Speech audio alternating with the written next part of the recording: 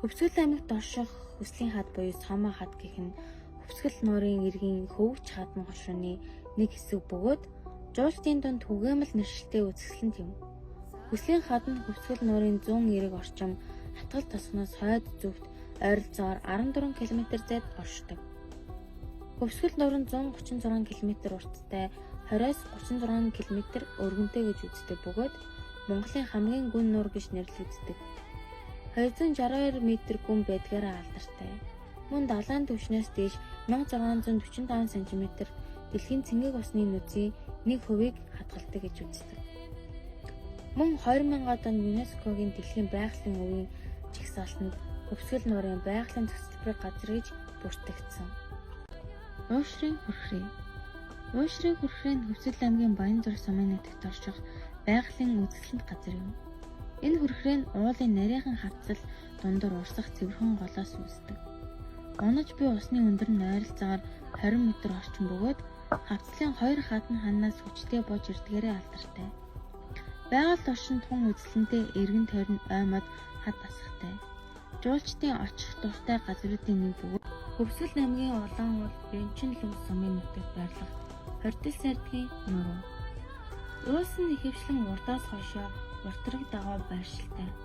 Хурц шов хоройтой тектоник хагаралт ам цавыг дагаж төгсөн гүн нарийн хавцал хөндийгөр их цавчин хажуутай. Дархтын хатварлуу харсан баруун хажуу нь маш их байдаг бөгөөд нуруудын хамгийн өндөр зэг нь 3130 м өндөрт оршино. Мөн битүү нарт ханжит хад зэрэг өндөр ориглуудтай. Хар мад голлсон шингэсэн тайг нь Монгол орны улаан наманд орсон цоохор эрвэс, халуун буг, хүрэн баавга, янгир ямаа цэвдгийн цагаан ятуу, хойлог зэрэг нэг ховор амттаас гадна ёл, тас, бүргэд зэрэг шувуудтай байдгаараа онцлог юм.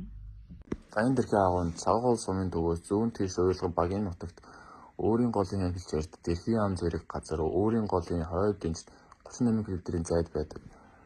Зүүн талд нь Годход захир уул, богино туул хойд талд нь дэлхийн голын соёо уул байдаг.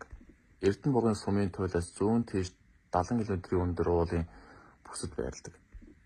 Дээр үед Эрдэнэ булган гэдэг сум байж байгаа дээш нь үлсэн тэр сумын туйлаас 70 км-ийн зайд байдаг агуу дотроо 450 шм хэмжээтэй 10 гаруй тасгаатай зөв бүр 7 ам бүхий хаалгатай. Төрөл бүрийн нарийн шороотой хашаатай ихийн умаа буюу эмэгтэй хүний савыг дүрссэн байдаг. Улаан толгойн бугуун хөшөө нь мөрөн хотоос 35 км зайд орших Эрхэл нуурын баруун талд улаан толгойн уулын дэлд 5 ширхэг бугуун хөшөө ойр орчинд нь нэлээд хэдэн метр өдөр дөрвөлжин бугуун хэрэгсөөр бий. Энэхүү бугуун чулуун нэг хөшөөнөөс 2 дахин том бөгөөд 3 м 40 см өндөр Монголын хамгийн өндөр бугуун чулуу гэдгээр алдартай. Уг бугуун чулуун дээд талд нар сар 9 ширхэг тосгол буурхийн нүх хоолойж зогсонд байдаг.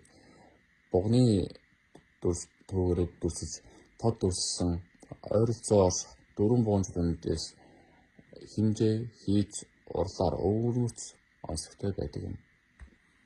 Монгол оронд 550 гаруй бугуун хөшөө байдгийн 70 гаруй хувь нь хөвсгөл байдаг. Үүгээр эртний төрийн соёлын төв байсныг нотолж байгаа юм. Уушгүүрийн бугуун хөшөө нь Хөвсгөл аймгийн бүрэн тогтох сумын улаан овогт нэгт болон бугуун хөшөө болох хэрэгсүүрийн тахилгын байгууламжинд томоохон зогсгор болдог. Үүнд 30 орчим бугуун хөшөө бий. Эдгээр хөшөө нь цуурсан байдалтай тэдгээрийн эргэн тойронд битүү олон цавиргын хэлбэртэй олон тахилгын байгууламжууд байдаг. Энэхүү дурсгал нь Евразийн бугуун чулуу хөшөө дурсуудаас хамгийн олон хөшөөтэй бөгөөд хэрэгсүүр бугуун хөшөөний соёлын тэгш эртний ард түмний судалгаанд онцгой байр суурь эзэлдэг.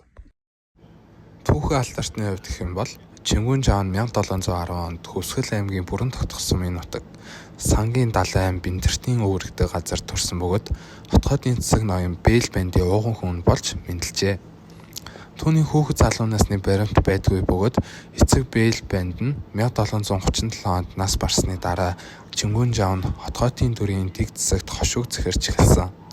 Энэ үед халахын нутгийн эцэг манжин иргэшээлд байсан. Манжин захиргааны дарамтууд их татвар албан тушаалын хуваарлалт зэргээр халахын иргэд үүмэрлэх болсноор манжин дардлалыг эсэргүүцэн босгох шийдвэрт хүрсэн. 1755 онд бусад Монголын томоохон ноёдтой хамтран Манжин эсрэг бослого эхлүүлж Чингүн чавын зэрэг Хяагт, Их хүрээ бусад газруудад Манжин цэргүүдийн эсрэг давталж байжээ. Хүсгэл аймаг нь 2024 оны эцээр Хүсгэл аймгийн суурин хүн ам 137,017 болсон гэж Хүсгэл аймгийн статистикийн хэлтсээс мэдээлжээ.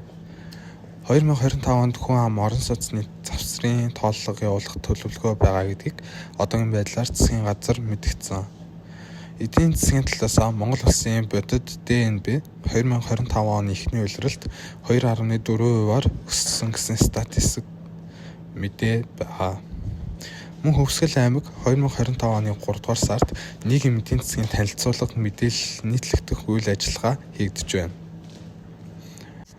Энэ үрээд манай багийн Хүсгэл аймгийн талаарх мэдээлэл туслаа. Энэ хүртэл үзсэнд баярлалаа.